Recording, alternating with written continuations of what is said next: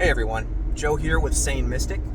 We ground spiritual, esoteric, and occult principles in ways that make them useful to pretty much everyone. So if that's something you'd like to see more of, go ahead and like the video, subscribe to see more content like this, and feel free to drop a comment to either ask a question or make a comment about what I'm about to say. So I wanted to talk about astrology really briefly today. I recently took a 3-week beginner's astrology intensive, and I just wanted to learn more about it from a really great teacher who I'll mention a little bit later in the video. And it got me to thinking, people either just kind of take astrology for granted, or they really just think that it's naive and that it's just crap.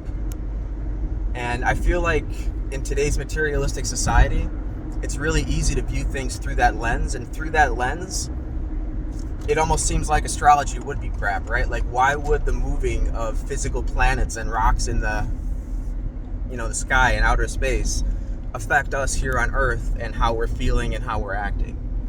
Like, there's really no bridge between science and that, at least as we know it right now. So I wanted just to find the correct lens to look at this through, and just to kind of figure out a little bit the mechanics of how it actually works and affects us. So what I came up with, and I asked my teacher about this, and he kind of agreed, I'm looking at this through a Hermetic lens. So the main tenet of Hermeticism is as above, so below, as without, so within. So what that means is that what's happening on the larger scale is also happening on the smaller scale. The big world, the oversoul, the divine, whatever you want to call it, is made of the exact same stuff as individual human consciousness.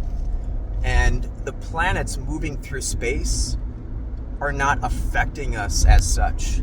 They are reflective of larger patterns that play out in the divine, in that grand oversoul, or however you want to say it. But they're reflective of those things. So it's kind of like correspondence.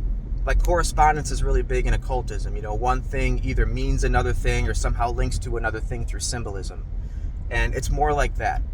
So that kind of gives us a moving map of different processes that are carrying themselves out in the grand scheme of things, and the relationship of those processes to one another at any given time. So if what's happening in the big is also happening in the small, individual human consciousness, it would make sense that the similar processes are happening in us as well. And if we can look at it through that lens, we can look at those planets telling us about the outer processes, also telling us about the inner processes happening within us. And so I would say that astrology doesn't affect us at all. I would say it more reflects us and helps us to understand the complexities of all the things that are happening within us, both as individuals and more collectively as a large group of individuals on the level in which we're all connected.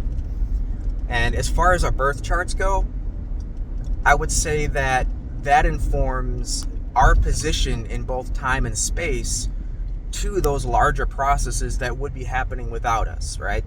So just because those processes are happening within us as well, it doesn't mean that we all experience them the same.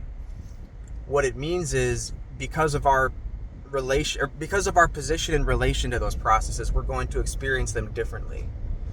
Some will have more sway over us than others, and some will have less. And I think that what we can take away from that is that we can gain a better understanding of what's happening within us and how to better navigate those processes that are taking place in us to live a more effective life and to advance ourselves spiritually, if that's what we desire to do.